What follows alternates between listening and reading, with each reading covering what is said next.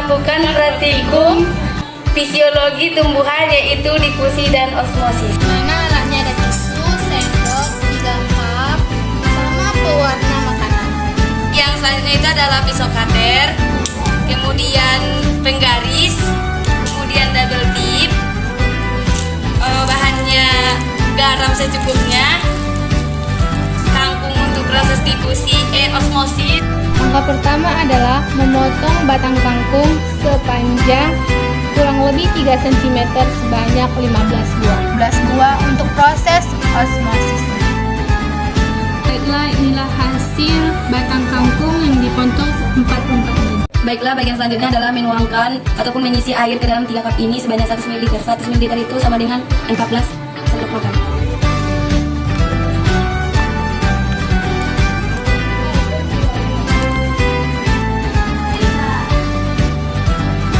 Baiklah, ini adalah hasil dari 100 ml setiap cup air sebanyak ini 14 sendok makan, ini 14 sendok makan, dan cup yang terakhir 14 sendok makan. Baiklah, langkah selanjutnya adalah menuangkan setiap garam kepada 2 cup, karena cup A itu hanya air biasa, sedangkan cup B itu sebanyak 5 gram, sedangkan cup C sebanyak 15 gram.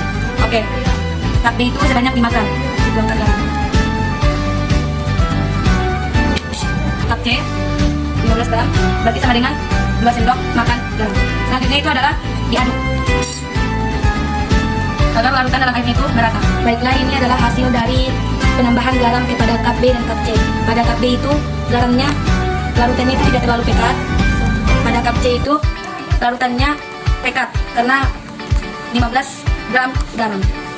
Ya, kita memasukkan batang kangkung sebanyak 5 per cup.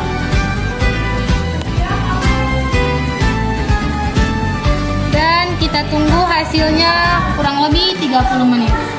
Ini adalah 3 cup berisi batang kangkung pada cup pertama, cup A. Setelah 15 menit, batang kangkung menunjukkan batang kangkungnya mulai tidak seperti itu, tetapi batang kangkung itu yang sudah dipotong-potong itu mengembang sedikit-sedikit.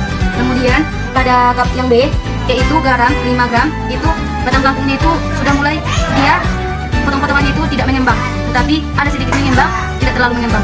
Kemudian pada cup C itu batang kangkungnya sudah mulai terlihat mengkerut dan lembek, dan potong-potongan pada batang kangkung itu juga sudah mulai tertutup.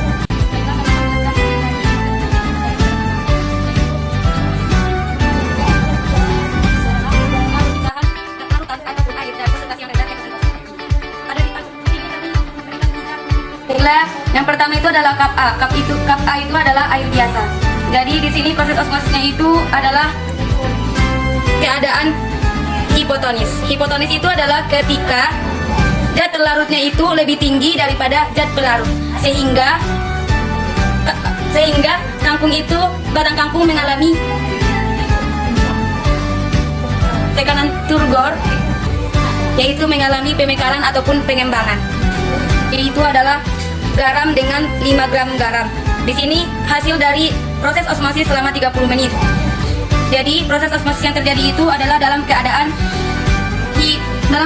isotonis. Keadaan isotonis adalah ketika zat pelarut sama dengan zat pelarut ataupun air, sehingga air ataupun cairan yang keluar dari dalam sel tumbuhan itu sama dengan cairan yang masuk ke dalam sel tumbuhan, sehingga itu disebut dengan tekanan yang normal ataupun keadaan yang normal. Baiklah, yang ketiga itu ataupun yang terakhir adalah cup C. Cup C itu adalah larutan garam 15 gram. Itu ditunjukkan hasil dari kangkung selama 30 menit, yaitu dalam keadaan hipertonis ataupun dalam keadaan hipertonik. Keadaan hipertonis itu adalah keadaan di mana zat pelarutnya itu lebih rendah daripada zat pelarut, sehingga air di dalam sel tumbuhan itu keluar ke lingkungan, sehingga sel tumbuhan itu mengalami pengkerutan dan disebut juga dengan plasmolisis. Selanjutnya kita akan praktikum proses difusi, yang dimana ada air panas, air dingin, dan air biasa. Proses difusinya ada warna makanan yang warna hijau.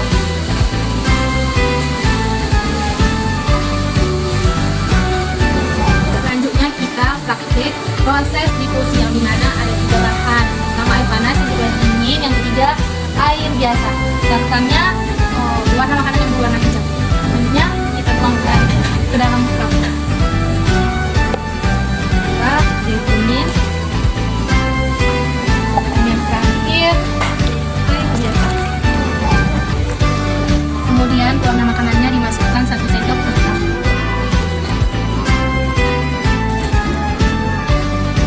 Dan kita tunggu selama 5 menit perubahan dari warna makanan tersebut.